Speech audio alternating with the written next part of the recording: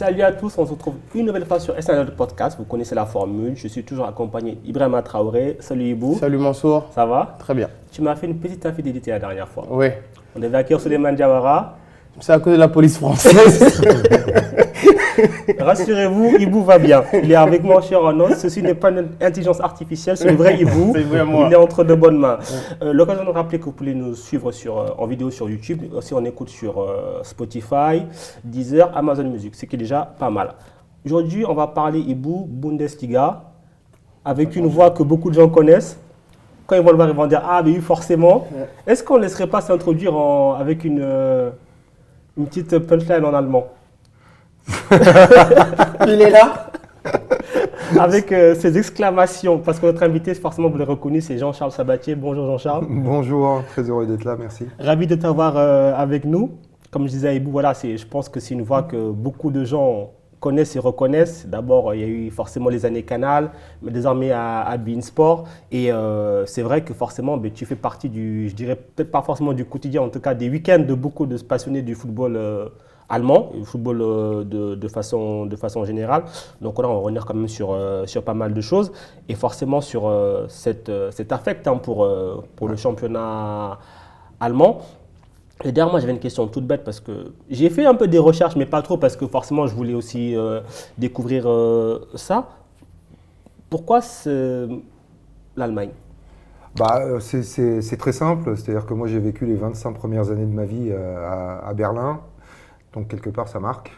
Donc voilà. Pourquoi l'Allemagne ? Parce que j'ai été biberonné à l'école du sport allemand. J'ai été élevé dans cet amour du sport et dans cette idée, la fameuse idée du culture club. Vous savez, le week-end en Allemagne, on ne reste pas chez soi à regarder la téloche. On va au club de tennis, on va jouer au foot, on va au stade. On a les rendez-vous réguliers, plus on avance dans l'âge. Et il y a eu le foot, bien évidemment, mais il n'y a pas eu que le foot. C'est-à-dire que moi, j'ai été vraiment élevé dans cette culture du sport. Et en plus, Ibou le sait aussi bien que moi, quand on est à Berlin, et surtout quand on l'a été dans les années où moi j'étais là-bas. C'est-à-dire que moi, je suis arrivé là-bas, j'avais 2 semaines. Donc, en 1967, vous n'étiez pas encore là, monsieur. J'étais même pas en projet. Voilà, même pas de projet, même pas encore là, mais en tout cas, c'était une ville qui était particulière de par sa position géopolitique et stratégique, et qui faisait que on avait la télévision allemande, j'avais la télévision américaine, je voyais les chaînes allemandes de l'Est qui diffusaient un maximum de sports, et tous les sports. Et pas simplement du football, parce que le football était représentatif du capitalisme sportif. Donc moi, je me suis passionné par un maximum de sports. Aujourd'hui, je suis reconnu comme étant la voix de la Bundesliga. Enfin, reconnu. J'en parlais il n'y a pas si longtemps que ça avec Ibou. Moi, ça me surprend toujours, parce que j'ai beaucoup d'humilité par rapport à ça. Mais j'ai eu des passions. Les gens ne le savent peut-être pas, mais ma première passion, c'était la gymnastique artistique. J'ai fait plus de 20 ou 25 championnats du monde à commenter. J'ai commenté les jeux. J'ai beaucoup travaillé sur les sports nordiques, en ski aussi. Puis bien évidemment le hockey sur glace avec la NHL, sur laquelle j'ai travaillé pendant 20 ans à Canal+. Donc il y a bien évidemment le foot et la Bundesliga et le foot européen, plus que la Ligue 1 française. Mais aussi des sports à côté sur lesquels j'ai eu l'occasion de vivre des événements géniaux. Alors justement, parmi toutes ces disciplines, est-ce qu'on peut dire que le foot, maintenant, c'est ta discipline de prédilection? Est-ce qu'il y en a peut-être d'autres que tu as préférées, ou alors des événements qui ont fait que tu te dises « Ah, ben franchement, finalement, ça, c'était vraiment top quand même ». Moi, j'ai eu un prisme, en tout cas, quand j'ai commencé ma carrière, c'était l'olympisme. Ouais. Je me disais, je ne peux pas faire ce métier-là sans vivre les Jeux Olympiques. Donc c'était vraiment une constante, c'était vraiment quelque chose que je recherchais absolument, parce que il y avait la gym. Et la gym, c'est quand même le 3e sport olympique derrière l'athlétisme et la natation. Et c'était quand même une forme de rêve pour moi, parce qu'une nouvelle fois, en étant à Berlin, moi j'ai bouffé des championnats d'Europe de gym et des championnats du monde de gym sur les chaînes de la DDR, donc l'ancienne République démocratique allemande. Mais alors eux, ils prenaient 8h du mat dès les qualifications jusqu'à 23h30, parce que il n'y avait pas grand-chose à mettre d'autre, si ce n'est les discours d'Erich Honecker. Et donc ça j'en ai mangé et ça m'a absolument passionné parce que j'étais fasciné de voir ce que ces gars-là et ces dames-là étaient capables de réaliser en gym, tellement loin de... Moi, j'ai tout juste été capable de faire un salto arrière comme tout le monde à la piste back en prenant un énorme plat. Et donc ça a été vraiment ma première démarche. Mais après, j'ai pratiqué un maximum de sport aussi parce que bon, j'ai eu la chance de connaître cette structure scolaire qui faisait qu'à 12h40, on quittait le bahut. Et après, les après-midi, c'était sport. Donc j'ai fait du foot à très haute dose. Malheureusement, je n'ai pas réussi à atteindre ce niveau d'hibou parce qu'on était à cette époque où il y avait, quand on atteignait un certain niveau, le fameux programme Jugendspiel für Olympia. Et donc, si on faisait ce choix-là, ça se démarquait un petit peu du système scolaire. Et puis bon, moi j'ai vite pris conscience que il y avait quand même la fiesta, les copines, etc., et que j'avais pas une détermination. Non, il y avait un moment, ça marchait plus, et surtout j'ai vu des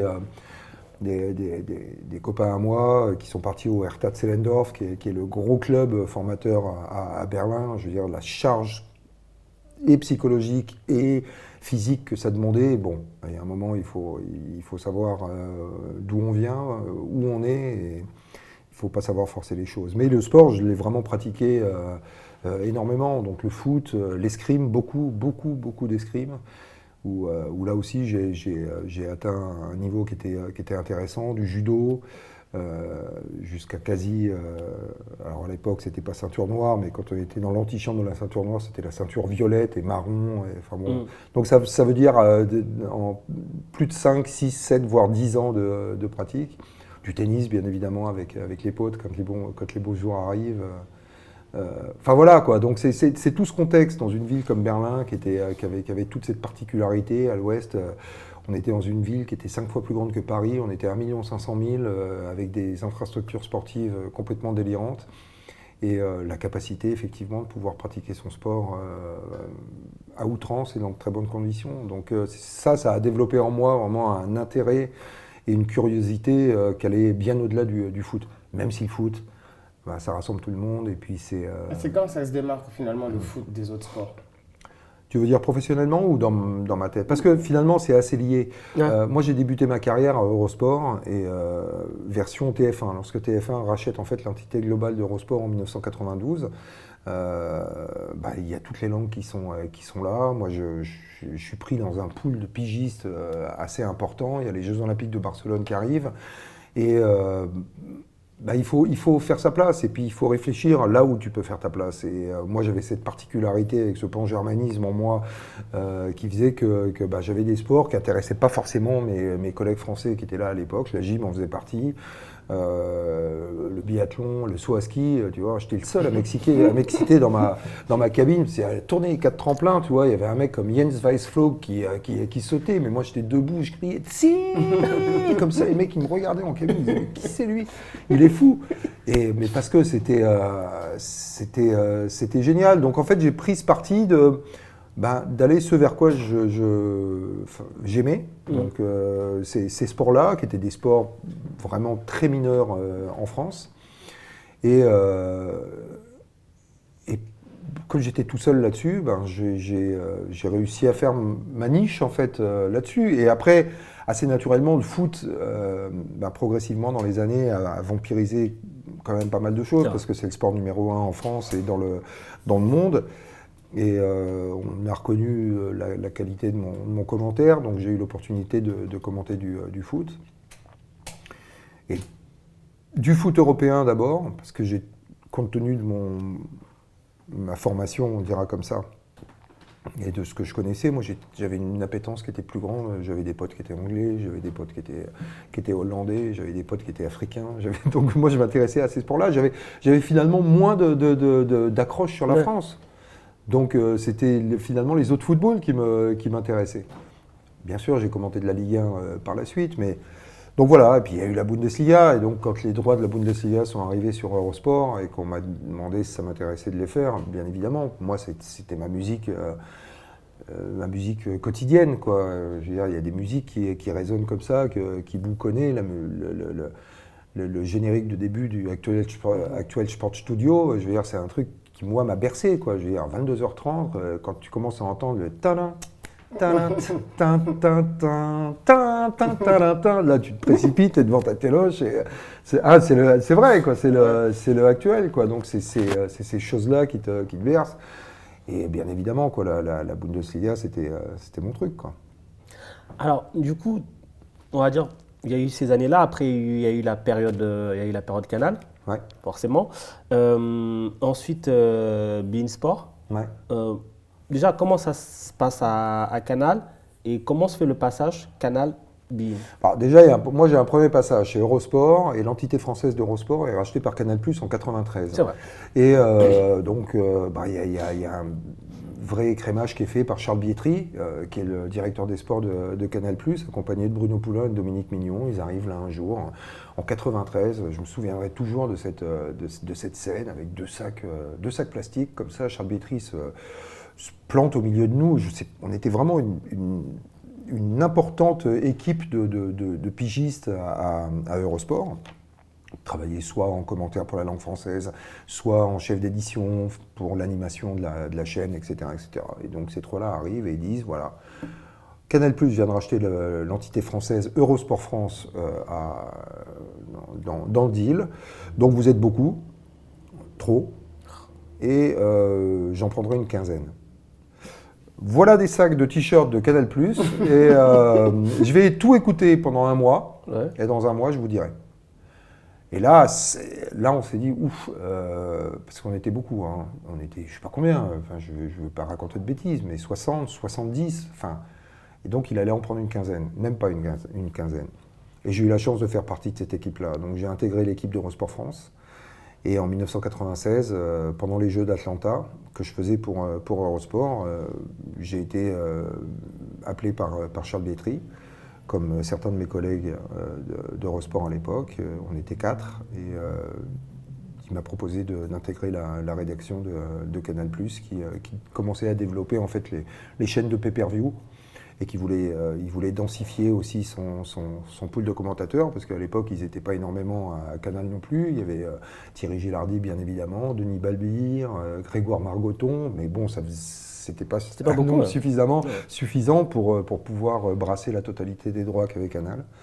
Et donc, en 80, j'avais déjà commencé à faire des piges très récurrentes à Canal, c'est-à-dire à être intégré au système de piges dès 1995.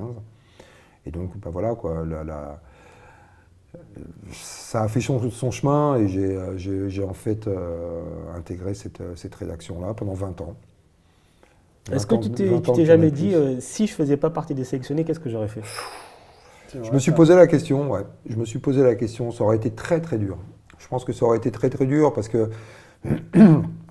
avant que j'ai ce coup de téléphone d'Eurosport version TF1 qui m'appelle pour me faire un test de commentaires sur de la gym. J'avais quand même pas mal galéré, quoi. J'avais fait mon service militaire, j'avais bouclé mes études, j'avais fait une prépa HEC, une école de commerce, puis après j'avais jumpé sur une école de journalisme, et puis derrière il a fallu faire son service militaire. Et en sortant du service militaire, voilà, quoi. Je me retrouve là à Paris, moi tous mes contacts sont à Berlin, tous mes potes sont à Berlin, et il faut que je trouve des choses à faire. L'équipe, c'est complètement bouché, parce qu'à l'époque, si tu veux faire ton trou dans le sport, c'est l'équipe, ouais. Et c'est difficile. Moi j'avais zéro contact, hein, je veux dire 0,0 contact, quoi. Si j'avais pas eu ça, franchement, je pense pas qu'on serait ici en train de discuter ensemble. Parce que il y a eu des moments compliqués économiquement, dans la façon d'approcher ce que je voulais faire. Et de plus en plus, je discutais avec des potes à Berlin, on disait, bon, on va ouvrir un bar sur la Kantstrasse, et on va faire ça pour essayer de s'en sortir. Parce qu'avec des piges en institutionnel, j'ai fait beaucoup de trucs. Fait des piges. Et oui, c'est pas ça, mais journaliste, c'est dur, hein. Ah, mais pourquoi tu dis que je sais pas? Non, remarque, maintenant tu sais. Non, je le sais. Mais journaliste, c'est dur parce qu'il y a beaucoup de gens et très peu d'élus, en fait. Ah oui. En fait, c'est un peu le même système que vous avez en centre de formation. C'est-à-dire que vous êtes beaucoup au début, mais en contrat pro, tu en auras très peu. Et c'est un peu le même c'est un peu le même ratio. Ouais. Si on veut atteindre en fait ce pourquoi on fait ce métier, mais avant d'avoir, j'ai eu 7 mois de vraies grosses galères avec une remise en cause quasi permanente, manger des coquillettes à 3 francs 70 le paquet. Bon, comme tout le monde, hein, comme tous les jeunes qui essaient de débuter et qui essaient de trouver des trucs. Hein. J'étais pas non plus à la rue, mais voilà, quand je faisais des enquêtes pour le crémier fromager, pour la vie du rail, donc des choses qui étaient hyper formatrices dans mon métier pur de journalisme, et qui était quand même assez loin de mes aspirations premières. Et puis finalement, force de travail, détermination, ça s'est décanté. Après justement, est-ce que ça ne se décompte pas parce que parmi justement toute la masse, toute la concurrence qu'il y avait, il y avait un petit peu un style Jean-Charles Sabatier, quelque part? Ouais, je pense qu'au début, c'est compliqué, en tout cas pour moi, de le dire. Il aurait fallu que je pose la question à Charles Bietri ou à ceux qui m'ont accompagné et qui m'ont permis effectivement de pouvoir me développer dans ces conditions-là. En tout cas, moi, j'ai toujours eu une idée assez précise de ce que je voulais livrer, que ce soit en présentation ou alors que ça soit à l'antenne. C'est-à-dire que j'avais développé cette forme de schizophrénie, d'essayer de me dire, tiens, si je suis devant mon canapé et que je m'auto-écoute, est-ce que je me saoulerais pas pour ça? Est-ce que je voudrais pas ça, etc. Et effectivement, on est tous dans ce métier-là, je pense, autour de cette table en tout cas. Quand on se dit, putain, il y a un vrai bon match de foot qui arrive, on se met devant la téloge, qu'on est avec des potes, qu'on est là, on attend quelque chose. Tu arrives à te réécouter? Oui, par la force des choses, j'ai avec mon fils, avec ma fille, j'ai certains passages qui me reviennent aux oreilles. Je l'ai beaucoup fait au début. C'était un conseil que m'avait donné Thierry Gilardi et Bruno Poulain, notamment, qui m'ont énormément accompagné dans Bruno Poulain, c'était la voix de la NBA et du handball sur Canal+, et qui m'avait dit, il faut passer par là, quoi. Il faut passer par là pour essayer justement d'altérer les écueils qu'on peut ressortir. Mais c'est dur, hein. C'est un exercice qui est extrêmement compliqué, quoi. Au début, je détestais ma voix, j'ai jamais compris en fait la hype un peu sur ma voix. Moi, j'ai toujours eu du coffre, effectivement, mais oui, ça a été un exercice que je me suis imposé pendant une bonne dizaine d'années, au risque de se faire moquer des fois. Tiens, regarde, il s'aime tellement qu'il se réécoute, mais c'est pas ça, quoi. C'est effectivement essayer de choper les trucs, parce que t'as pas beaucoup de retours. Finalement, quand tu commences à t'installer dans ce métier-là, t'es parti dans un flux qui est très important dans une saison, et surtout quand tu cumules plusieurs sports. Il n'y a pas le temps d'avoir le débrief quasi permanent. Aujourd'hui, ça existe quasiment plus. Avant, ça existait encore. Il y avait des débriefs sur ce qui était fait. Et donc, c'est pour ça que c'était important de faire son autodébrief en toute transparence, de dire là, c'est de la merde, quoi. Pardon pour l'expression, mais j'étais pas bon, j'en ai trop fait ici, il faut essayer d'altérer. Voilà, pour vraiment arriver, en tout cas, moi, c'est le travail que j'ai fait. Essayer de tendre et d'arriver, et je le fais encore aujourd'hui,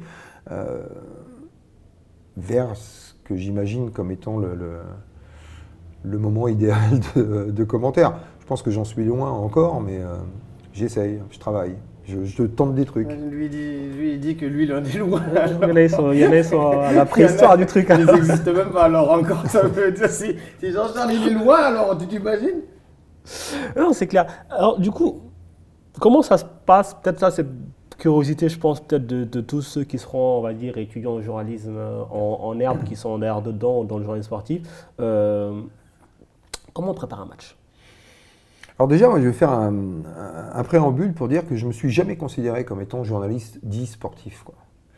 Parce que je pense que quand on est journaliste, on doit être capable de traiter, alors avec des spécificités, des spécialités qu'on va creuser, mais je pense qu'on doit être capable de pouvoir aborder le prisme. Et c'est comme ça que moi j'aborde la totalité de mes matchs. Quand je fais une compétition internationale, par exemple, une Coupe du Monde, un championnat d'Europe des Nations, une CAN, une Copa América, quand j'attaque mon match, alors bien évidemment il y a la structure de base sur le sportif, les 23 joueurs qui vont être là, les 11 sur la pelouse, là, on va y revenir, mais bon, les informations qu'il doit y avoir sur les joueurs. Mais je passe peut-être au moins autant de temps, si je dois commenter Bolivie-Colombie, par exemple, en Copa América. Bon, moi, je ne suis pas un grand spécialiste de l'Amérique du Sud, ni de la Bolivie, mais je vais avoir plusieurs heures de travail sur la situation actuelle de la Colombie, politiquement, économiquement, comment se développe le pays, qui préside, qui sera là dans les tribunes, parce que si tu as un gros plan sur un mec, pendant 4-5 secondes, et que ce gros plan il revient pendant 20 secondes, et que tu es incapable de dire à un moment ou à un autre qui c'est, forcément aujourd'hui, surtout encore plus aujourd'hui, avec les réseaux sociaux, avec la masse d'informations qu'on peut avoir en quasiment instantané, le mec qui est devant sa télé va dire mais qu'est-ce que c'est une pipe lui, ou il n'a pas reconnu Maurice Dumez, le président de... Je dis n'importe quoi, tu vois, mais... Donc vraiment, moi j'ai une approche, il y a l'approche sur le match, qui est une partie, qui est un quart de mon travail. Il y a l'approche tactique qui est de revoir des séquences, des situations, d'analyser un peu toutes les données statistiques qu'on peut avoir. Là aussi, en essayant de me temporiser, parce que c'est trop simple aussi à un moment. On va avoir des matchs, moi je m'en suis rendu compte notamment sur les dernières années, entre les prix du transfert du joueur, le nombre de passes décisives qu'il a marqué, son âge, il mesure 1m84, etc., etc. Tu donnes 2000 chiffres par match, quoi. Et pour celui qui est devant sa téloche, qui à un moment va aller se lever pour aller se faire son café, prendre un coca, etc., ça devient incompréhensible. Donc il faut vraiment que tout ce qui est préparé, ça soit vraiment pour que ça soit percutant. Parce que l'objectif, si tu as préparé une information, si tu donnes une information, c'est qu'elle soit reçue, pas qu'elle parte comme ça dans un flot. Donc c'est un travail quand même qui est assez précis, qui est découpé pour moi en tout cas en 4 parties, et qui me demande, même si ça étonne toujours encore aujourd'hui, moi, préparer un match, c'est 10 heures, quoi. Même un match de Bundesliga, où tu connais quasiment tout le monde. Mais je recommence à chaque fois au début. C'est fou ça. Heureusement que c'est un match par semaine. Ah mais tu sais, t'en peux y aller à faire 3 matchs par semaine. Enfin, j'en fais 3 par semaine. J'en fais 3 par semaine, mais pour faire le parallèle avec un footballeur, je pense qu'il n'y a pas un entraînement pour un joueur pro où la passe à 2 mètres plat du pied, assurée, ou alors après travailler la Steilpass en profondeur, c'est pas fait. C'est ce qu'on appelle les fondamentaux. Les fondamentaux, ils sont là, ils sont faits pour continuer à être ancrés, pour savoir pourquoi on le fait, qu'est-ce qu'on veut pouvoir donner. En tout cas, moi j'ai cette démarche-là, elle peut paraître un peu péremptoire comme ça, mais je pense que si on ne garde pas cette détermination, cette passion-là pour une forme de minutie, pour essayer de se dire tiens, j'ai progressé, là c'était plutôt pas mal dans la formulation d'une action. Il y a des moments où j'ai des creux, quoi. Je suis un peu comme tout le monde, à force de se retrouver comme ça dans une forme de lessiveuse, parce qu'une saison c'est entre 100 et 120 matchs, quoi. Ça représente quand même quelque chose. Et surtout, moi, en tout cas, quand je me lance, moi, quand je termine 2 heures de match, j'ai besoin d'un... Ah ben ça s'entend. Plus le temps hein. avance, plus j'ai besoin d'un temps de récupération qui est important, parce que je donne de ma personne et que... Et d'ailleurs, justement, cette façon que tu as de commenter, de vivre les matchs, je trouve, c'est énergivore. Ah oui. Mais c'est parce que c'est passionné, t'es pris dedans ou... Oui, parce que... En fait, j'ai une forme de rituel, quoi. Quand je m'installe, que je sois au stade ou alors que je sois en cabine, dans les 10 dernières minutes, je me mets vraiment mon casque sur les oreilles, je monte le son d'ambiance. Et comme en Bundesliga, c'est toujours absolument extraordinaire. Si c'est à Gladbach, on sait qu'à 8 minutes du coup d'envoi, il va y avoir Lim qui va partir à Cologne, à Dortmund. Et je m'imprègne, quoi. C'est-à-dire que je visualise ces stades que je connais par cœur, tous, et j'y suis. Et je vais essayer de transmettre ce que moi je ressens quand il y a l'hymne à Gladbach, par exemple, à celui qui regarde. Parce que encore aujourd'hui, même si ça fait 30 ans, voire même un peu plus, que je me bats pour essayer de dire aux gens, c'est peut-être pas le plus beau football du monde, mais franchement, il mérite une attention un peu plus particulière que ce que vous lui offrez, en tout cas en France, quoi. Où c'est parfois regardé avec une forme de, je sais pas si mépris est le bon terme, ouais, Moi maintenant. c'est sympatoche, quoi, mais c'est pas trop sérieux. Ouais, voilà, quoi. Or, je trouve qu'il y a tellement de générosité, quoi. Je veux dire, dans l'approche du foot. Moi, j'ai ces souvenirs-là à Berlin. C'est chez Moni à 13h30 pour un match à 15h30. Même si on ne s'est pas passé de coup de fil, je savais que je retrouvais mes potes qui étaient là. On avait nos places, on partait. S'il y avait le TB qui jouait avant au Mommsen, on se faisait 2 matchs. C'est-à-dire qu'on allait voir le TB, Tennis Borussia qui jouait avant, puis après le Hertha. Il y a une forme de rituel, une sorte de sacralisation un petit peu de ce moment-là. Le samedi après-midi, tu ne te couchais pas, quoi. Même un mariage, tu t'excusais parce que pour peu que c'était un big match, là tu disais non, je suis désolé, mais là ça le fera pas, quoi. C'est pas la bonne année, c'est pas le bon week-end. Donc voilà, quoi. C'est dans cette approche-là, dans cette idée-là que. Et je me pose souvent la question, des fois en me réécoutant, notamment sur certains matchs, parce que moi j'aborde les matchs de la même manière, que ce soit un Bayern Dortmund, un Gladbach Bayern, des matchs classiques du championnat d'Allemagne, qu'un Augsbourg-Mayence, quoi. Moi j'ai mes potes qui me disent, putain, tu vas faire Augsbourg-Mayence, ils me disent, oh les poules, c'est un vendredi soir et tout ça. Moi je kiffe, quoi. Parce que il y a autant d'histoire pour un Augsbourg-Mayence que pour un Bayern Dortmund. Mais c'est vrai que comme j'ai le même allant pour ce type de match que pour un autre match, il y a des moments où je me dis, putain, est-ce que c'est pas trop? Est-ce que. Voilà, quoi. C'est des doutes, c'est de l'interrogation, c'est de la remise en cause. Mais bon, après, je suis formaté comme ça. Et ça marche plutôt bien, d'ailleurs. Moi, j'ai pas énormément de retours, hein, donc je sais pas trop. Moi, je suis pas sur les réseaux sociaux. Je préfère mes réseaux sociaux, c'est dans la rue, quand je discute avec des gens, quand on est en train de débriefer un petit peu la journée de championnat, quel que soit le championnat d'ailleurs. C'est ça mon véritable réseau social. J'ai pas le temps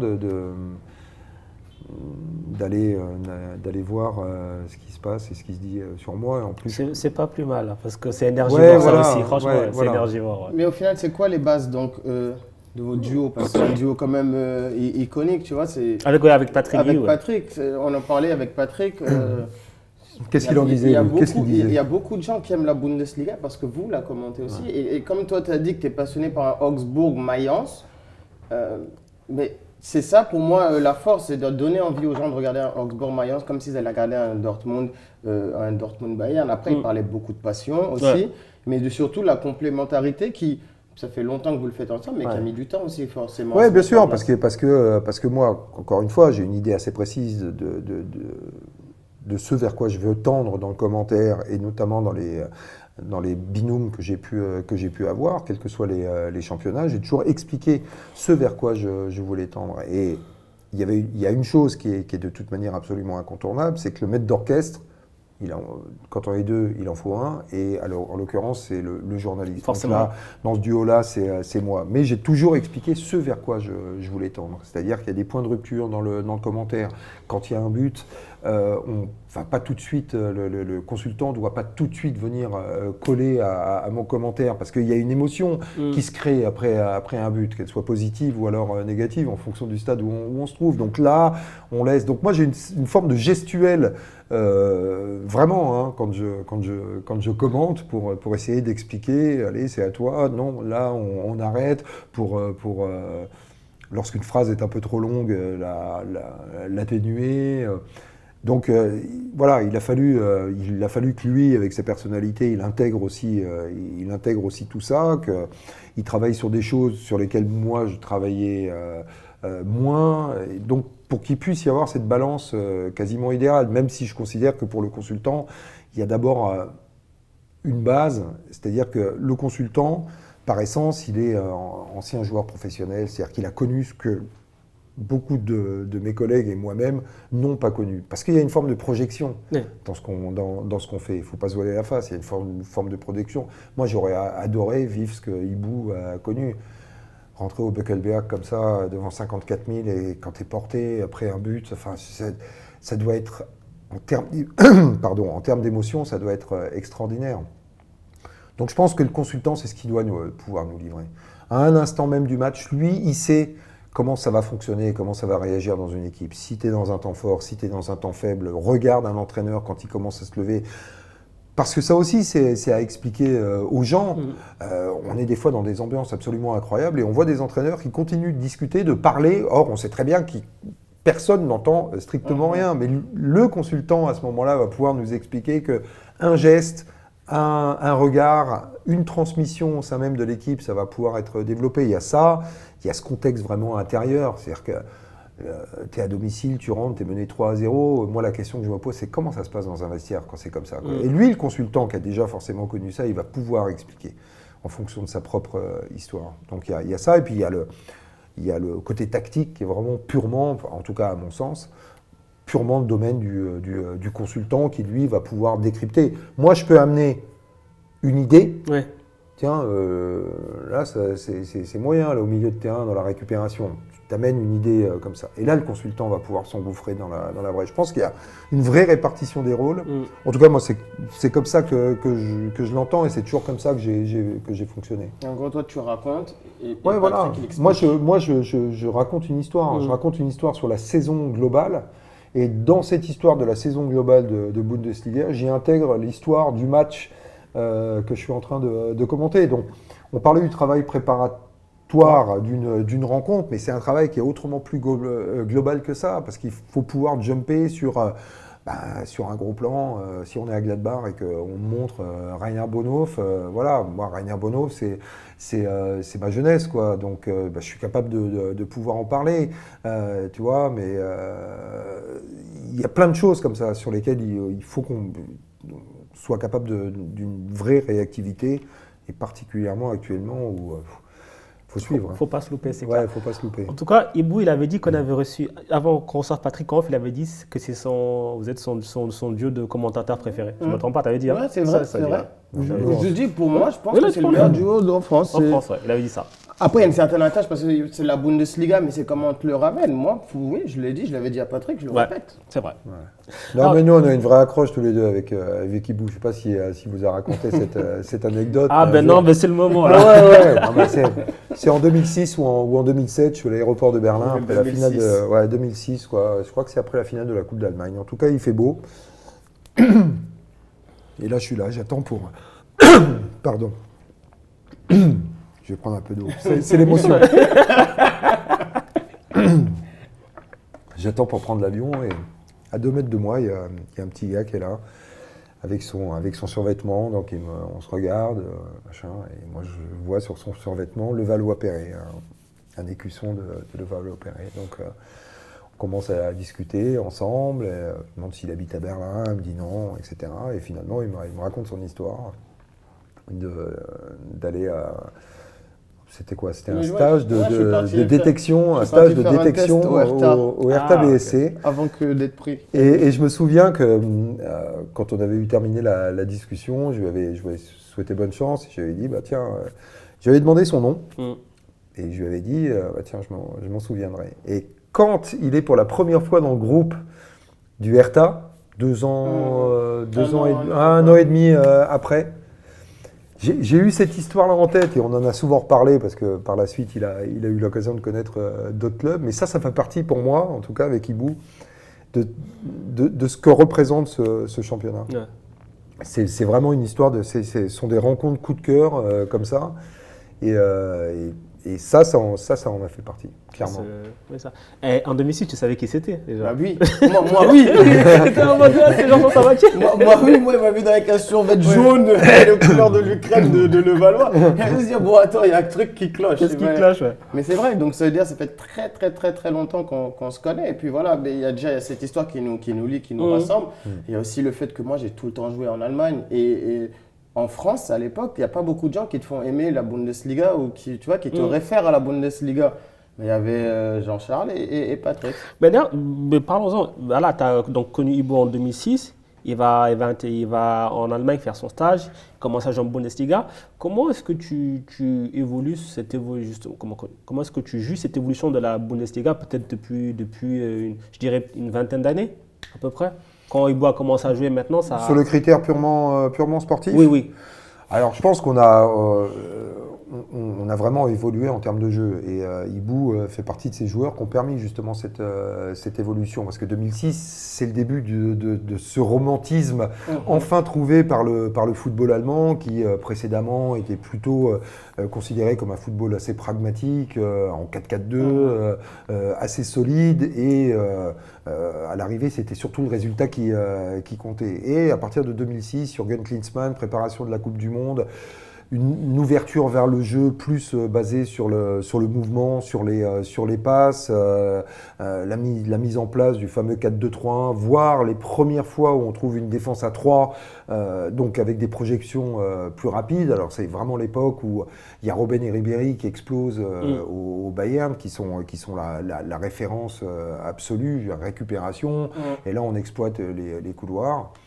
Et puis il y a Ibou qui arrive.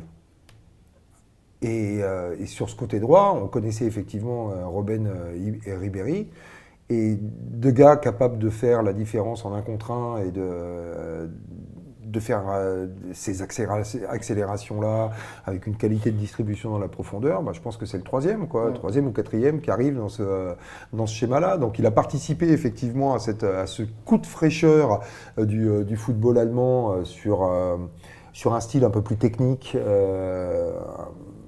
tactiquement aussi un peu plus élaboré que le système en WM ou alors en 4-4-2, quand même assez robuste, avec des clichés et des stéréotypes du football allemand qu'on imaginait, quoi, qui est resté ancré. Deux défenseurs centraux à 1,95, deux latéraux rapides, mais surtout tu demandes un visa ou un passeport pour passer la ligne médiane, parce qu'autrement c'est pas bon.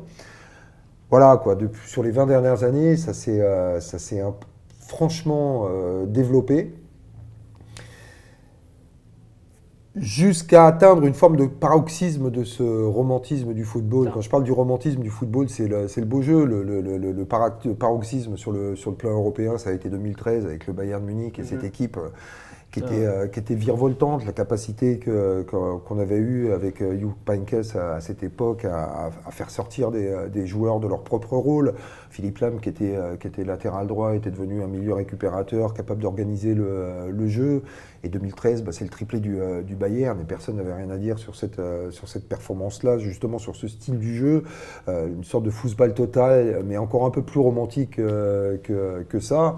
Et sur le plan mondial, c'est 2014, quoi. C'est la performance réalisée par l'équipe d'Allemagne. La problématique, ça a été juste derrière, dans la mesure où on a eu du mal à faire la transition sur ce que proposait ce football version Joachim Löw et ce qui est arrivé par la suite, parce que forcément, comme ça marchait, c'est un football qui a été adapté par beaucoup d'autres nations européennes, et on avait tout de suite un peu moins d'idées. C'est-à-dire qu'on n'a pas été suffisamment proactif pour pouvoir se dire, tiens, ils vont commencer à nous copier, on va être bloqué sur les côtés. Comment est-ce qu'on va pouvoir effectivement se démarquer de ça pour éviter de tomber dans ces stéréotypes-là? Ils ne l'ont pas fait.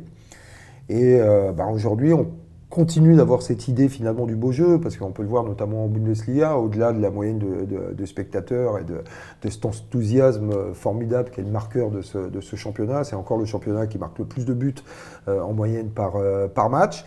Mais c'est parfois, et on le voit notamment sur le plan européen, au détriment du résultat. Et ça, c'est une forme de turnover, je ne sais pas ce que tu en penses, Ibou, mais sur la culture du football allemand, où il y a encore 20 ans, on se disait, voilà, t'as vu, ils sont menés 2-0, laisse, 85e minute, il y aura 2-2 à l'arrivée. Et à l'arrivée, il y avait quand même 2-2. Aujourd'hui, c'est plus le cas. Mais c'est un football qui est plus attractif, avec une formation qui continue de fonctionner. Ils ont été champions d'Europe espoir en 2021. Là, tous ces jeunes entraîneurs. Ouais, il y a toute cette génération de jeunes entraîneurs. Là, je regardais quand même le championnat d'Europe des moins de 17, où ils ont cartonné tout ce qui a bougé en phase de poule. Ils sont déjà en quart de finale, les moins de 17 allemands face à l'Angleterre ou alors la Suisse. On saura ça ce soir. Donc au niveau de la formation, c'est là. Il y a ce football multiculti développé à partir de 2006, c'est-à-dire toutes ces vagues migrantes qui sont arrivées en Allemagne, mais tout de suite intégrées au système du football allemand. Donc je pense que l'ouverture enfin du centre d'entraînement et de formation à Francfort de la fédération allemande va permettre encore une fois le développement et de permettre de relancer ce football-là qui mériterait quand même de se stabiliser un peu plus en termes de résultats. Je pense là notamment au niveau des Coupes d'Europe, parce que maintenant c'est un peu le curseur de la bonne santé d'un football. De se dire ça marche ou ça marche pas. Mais aussi l'équipe nationale qui est en grande difficulté parce qu'il y a eu l'échec de la Coupe du Monde et avant ça il y a eu l'Euro. Donc on n'a plus une Allemagne non plus compétitive et justement c'est ça que tu rappelais, c'est le fait que voilà, il y a une sorte d'un peu de caricature maintenant de absolument le beau jeu sans avoir oublié l'essentiel qui faisait le football allemand, c'était le résultat. Donc là maintenant on est aussi de... C'est même pas un creux générationnel parce que si tu regardes les talents de l'équipe nationale d'Allemagne, la jeunesse, quand tu as Musiala, tu as Wirtz, tu as tous ces jeunes-là qui ont pas 20 ans, mais pour l'instant, on n'arrive pas à repasser le cap d'une Mannschaft solide. Ouais, mais là, je pense que c'est plutôt une forme de caractère, quoi. Ils sont un peu lovés dans une hype du jeune joueur allemand qui s'exporte beaucoup plus que ce qu'on a pu voir notamment sur les 10 dernières années. Et bon, après, ça, il faut pouvoir l'assumer, mais c'est pouvoir aussi appréhender ce football-là dans un monde nouveau. Et on se rend compte que c'est pas aussi simple que ça. Et c'est vrai aussi pour le foot allemand. Mais en ce qui concerne la Bundesliga, que ce soit économiquement, elle a su faire sa révolution sur les 20 dernières années et traverser aussi la pandémie de manière un peu plus, avec un peu plus de hauteur par rapport aux autres pays. Je veux dire... Économiquement, c'est très solide. Au niveau des structures, bon, ils bénéficient de la politique de tous les 5 ans de rénovation des stades parce que ça passe là aussi pour pouvoir avoir la licence professionnelle. La Coupe du Monde 2006, l'Euro 2024 qui va rajouter encore à ce bien-être-là au niveau des stades. Et puis bon, après, on est à combien? Plus de 43 000 spectateurs par match, qui est hors NFL, qui est encore un cas particulier aux États-Unis, le championnat le plus suivi au monde, donc sur la moyenne de spectateurs par match. Alors, il y a eu Ibou en 2006, en 2022-2023, il y a eu Sadio Mané. C'est pas... Ibou, c'est une star maintenant aussi en Guinée et tout. Hein, ça, toi, tu le sais pas, mais c'est une star en Guinée. C'est déjà une star en Allemagne. Oui, donc, ça, j'en doute pas. Alors, comment est-ce que justement tu juges l'évolution et justement l'arrivée, tu parles tout à l'heure du multiculti, de ces joueurs africains dans le championnat allemand et leur rapport? Elle est forte, hein. C'est une évolution qui est hyper forte. Ils sont une trentaine sur cette saison, dont pas mal de joueurs nés en Allemagne ou alors formés en Allemagne qui ont décidé finalement de prendre la sélection de leur mère. Je pense à Daniel Kofi-Kéré de Fribourg ou alors Kingsley Schindler de Cologne. C'est plus du tout une problématique et c'est aussi là une indication de la montée en puissance du sport africain. Alors ça a été marquant sur la performance du Maroc, notamment sur la dernière Coupe du Monde, mais aujourd'hui dans le scouting des clubs allemands, le footballeur africain en tant que tel est vraiment un sujet qui est particulièrement intéressant. 30 quand même, ça fait beaucoup. Il y a 20 ans... pas beaucoup. Non, il y a 20 ans, c'était quoi? C'était sur le doigt d'une main. Alors après, la Bundesliga a quand même cette difficulté parce que dans le développement du football africain et notamment la présence des académies qu'on peut avoir, il y a des pays qui étaient un petit peu moins fortunés, un petit peu moins clinquants sur le plan européen, qu'on saisit le manche, si je peux me permettre l'expression. Je pense notamment à l'Autriche, qui est une forme de sas de préparation pour les grands championnats européens, parce qu'il y a beaucoup de footballeurs africains via la filière Red Bull avec Salzbourg, mais pas seulement. Parce qu'il y a beaucoup de clubs qui se sont rendus compte qu'il y avait des choses hyper intéressantes à faire, et notamment de permettre la post-formation de ces joueurs-là.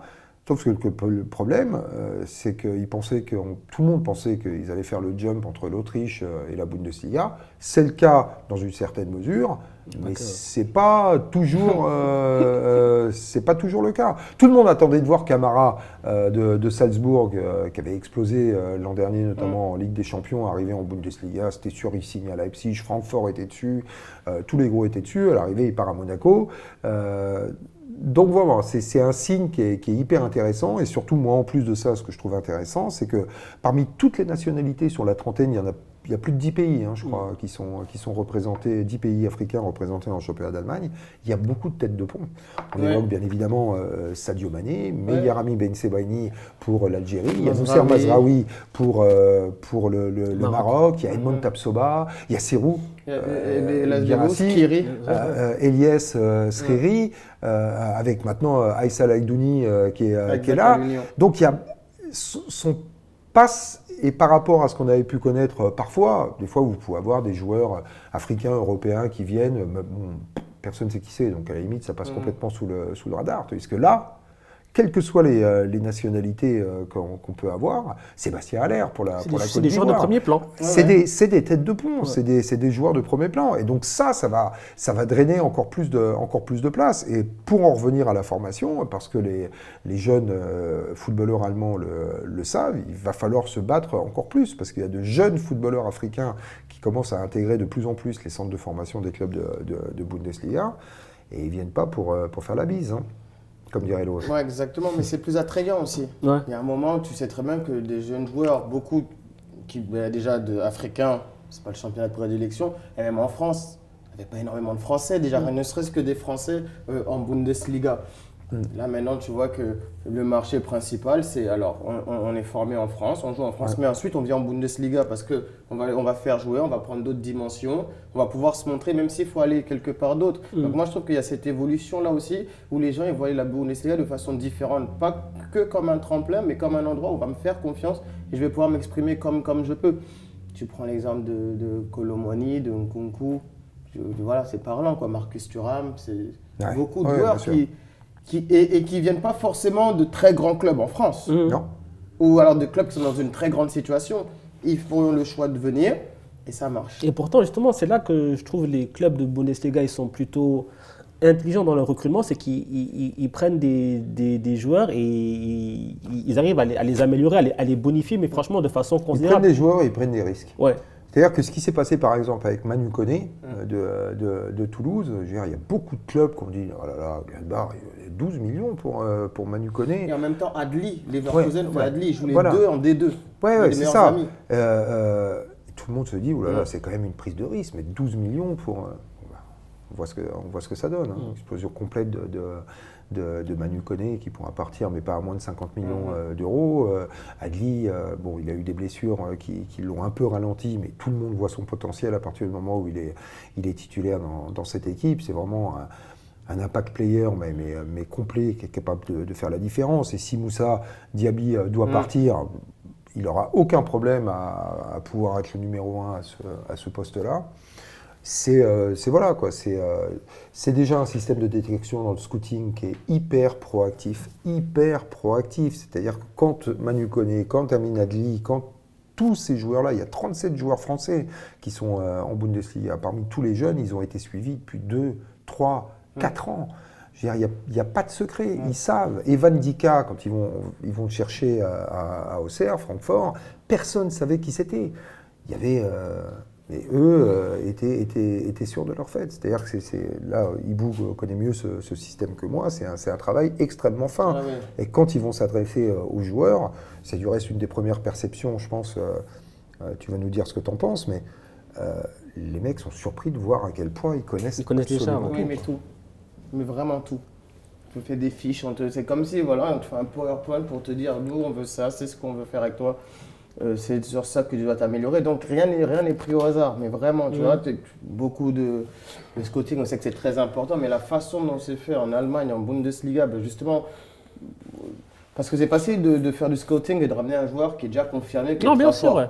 Sauf que là, on te ramène des gens qui sont inconnus. Et puis même, justement, je pense que quand tu es joueur que tu n'es pas encore reconnu, c'est valorisant de se dire j'ai un club qui m'a suivi autant, qui me connaît autant. Limite, ça donne plus envie d'aller quelque part, on va dire, c'est peut-être un peu plus ronflant, mais là-bas, c'est je jette une pièce en l'air et puis on verra ce qui se passe. Alors que là, ils me connaissent, ils savent déjà comment est-ce qu'ils vont m'utiliser. Est-ce que c'est pas là quelque part où la Bundesliga, peut-être, je dirais pas, elle a un temps d'avance par rapport aux autres championnats, mais en tout cas, elle est du coup beaucoup plus forte. C'est-à-dire que je pense que c'est depuis 20 ans et la création de la Ligue allemande comme on la connaît aujourd'hui, c'est ce qui a fait la force de ce championnat, qui avait peut-être un peu moins de moyens économiques que d'autres. En tout cas, dans la structure des clubs, il n'y a pas la possibilité de pouvoir se dire tiens, je vais faire une folie aujourd'hui, je vais mettre 80 sur lui, 100 sur lui, etc. Donc il a fallu qu'il soit, comme je disais, proactif. Être proactif, c'était aller chercher la jeunesse, les forces, là où elles se trouvaient, en réussissant des coups. Il n'y a pas un joueur, alors, en tout cas dans mon souvenir, il doit y en avoir forcément, parce que autrement c'est exagéré, mais qui était à l'arrivée un mauvais coup, ne serait-ce qu'économique pour un de ces clubs. On voit ce qui s'est passé avec Jorginho Rutter, qui est parti pour 40 millions d'euros à Leeds. Mais Jorginho Rutter, comme lui il le déclarait au Stade de Rennes, il n'avait aucune chance.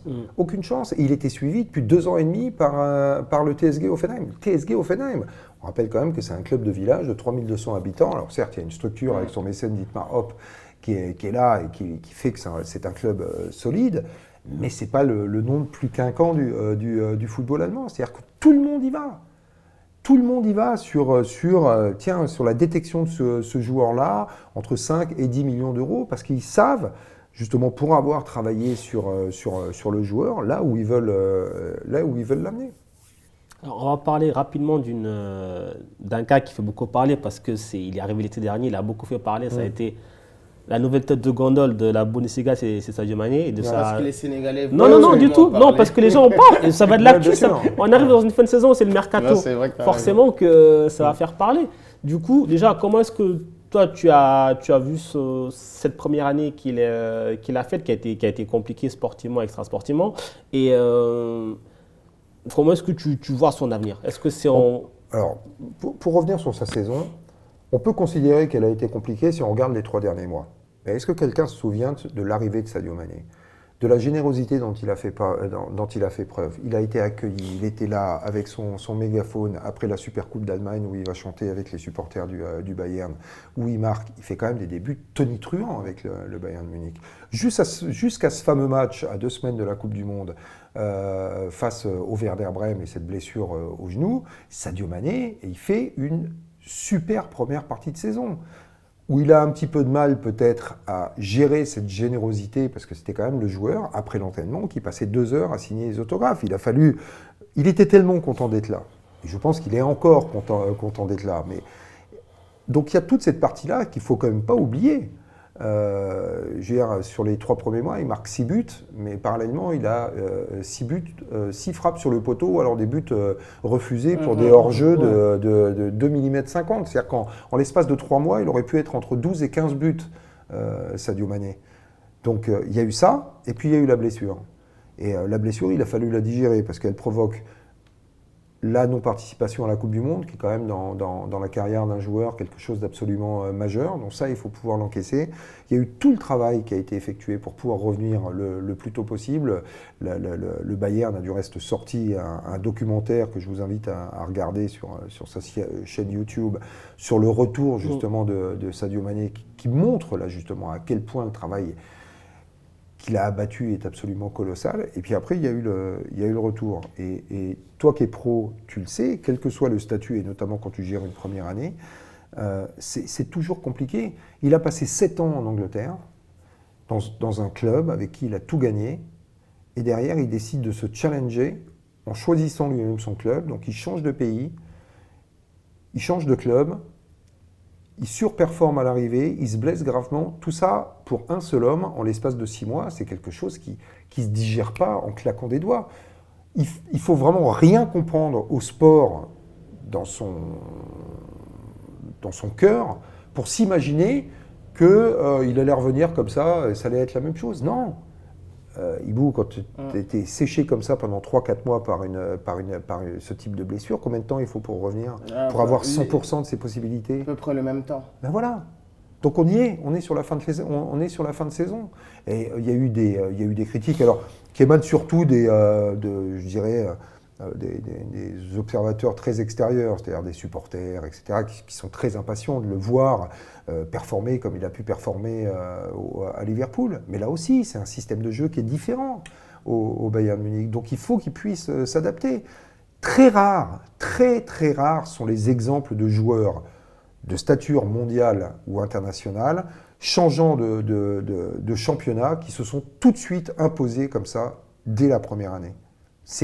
Moi, On l'avait avec Messi récemment. J'ai très peu d'exemples en tête et d'autant plus si on a eu une grave blessure, comme ça a été le cas pour Sadio Mané, qui est un joueur qui est archi généreux, qui est apprécié par le groupe, quoi qu'on puisse lire sur les soi-disant tensions, enfin bon, bref, qui est apprécié par le groupe, qui est apprécié par le club, et je pense que sa détermination profonde à lui, c'est de s'imposer au Bayern Munich, et que d'être présent pour la saison prochaine, et tout ce qu'on peut entendre sur les pseudo-transferts, les choses... Peut-être ça peut se passer aujourd'hui, le football est tellement fou, il y a des conditions économiques et des exigences économiques qui font que... Peut-être que ça peut se passer. Au moment où on se parle... C'est pas gagné. Non, moi j'y crois pas. Moi je pense que Sadio Mané portera son maillot rouge et blanc la saison prochaine. Alors Jean-Charles, avant de se quitter, on a un classique sur Arsenal Podcast, c'est le 11 de notre invité. Ah, le 11 de la saison alors. Pourquoi pas, ouais, ton 11 de la saison Il y a Bundesliga. personne Il y a qui a fait ça, c'est vrai. En plus, on arrive parfaitement. C'est vrai que ton 11 de la Bundesliga cette saison. Bon, on a compris, il n'y aura pas Sadio Mané. C'est là où. Alors, c'est là où j'ai sorti ma petite fiche. Pour que les gens qui nous entendent peut-être ne verront pas, mais quand on disait tout à l'heure qu'il travaillait, il nous a ramené sa fiche, donc il a vraiment travaillé le podcast. C'est pas des mensonges. C'est la moindre des choses quand même, par respect. Alors, le 11 de la saison. Non, il n'y aura pas Sadio Mané. Pour une bonne et simple raison, c'est qu'il a été blessé et qu'il n'a pas eu la possibilité de pouvoir s'exprimer dans son ensemble. Alors moi, j'ai mis dans les buts Gregor Kobel, le gardien suisse du Borussia Dortmund, parce que lui, vraiment, son surnom, c'est la banque.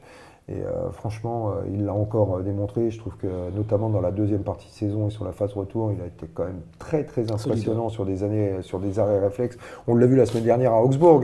Le BVB gagne 3-0. Il y a 3 parades, notamment 2 en première période avec la goutte partout. Et heureusement qu'il est là. Donc c'est ce que j'ai fait. J'ai mis Jérémy Frimpong en arrière droit. Je pense que là, il n'y a rien à dire.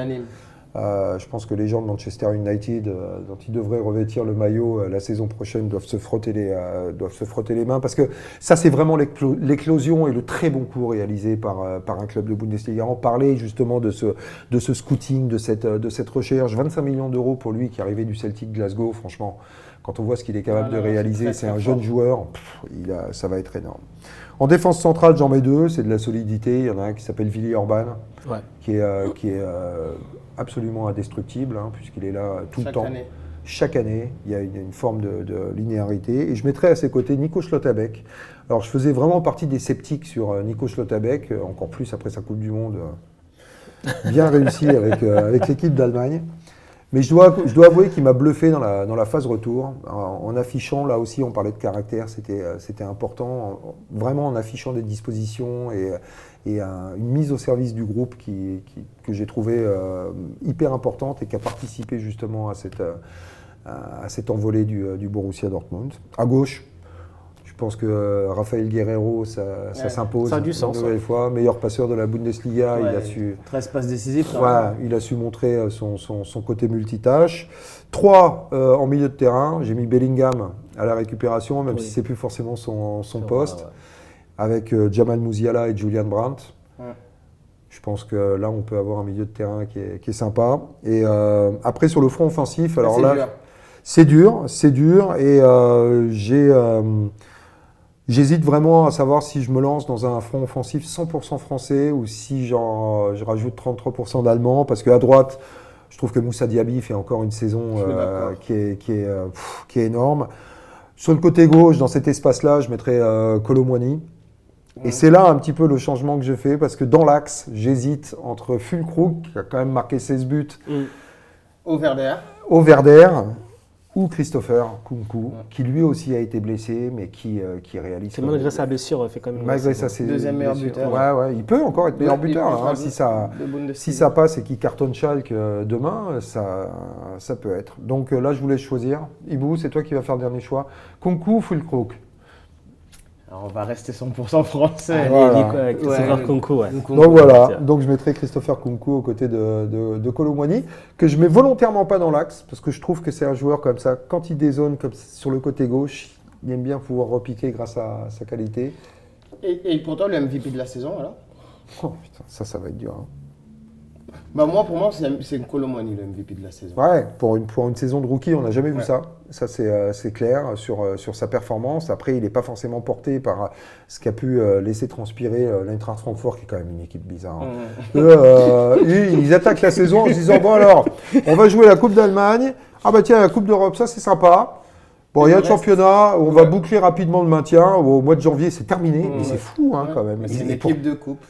Ah mais vraiment, quoi. C'est une équipe de coupe. Mais c'est vrai sur ce que Randall réalise. Double-double sur la première saison de Bundesliga dans cette équipe de Francfort. C'est quand même fort. Je te rejoins sur le MVP de la saison. En tout cas, le 11, il est validé. Moi, j'ai rien à redire. Je pense que ça vaut le coup. En tout cas, Jean-Charles, merci beaucoup d'avoir répondu à l'invitation. Bon courage pour la fin de saison. Très bien. Pour les prochaines aventures. Et pour les prochaines aventures. Un peu de repos aussi parce que c'est fatigant. Il y a le championnat d'Europe des espoirs qui nous attend sur beIN Sport. Donc c'est pas encore tout à fait terminé parce que là il va y avoir des choses à découvrir. Donc bon euro espoir et puis Ibou, on se retrouve très vite. À bientôt. Avec un nouvel invité. Et puis nous, à très vite. Ciao, ciao.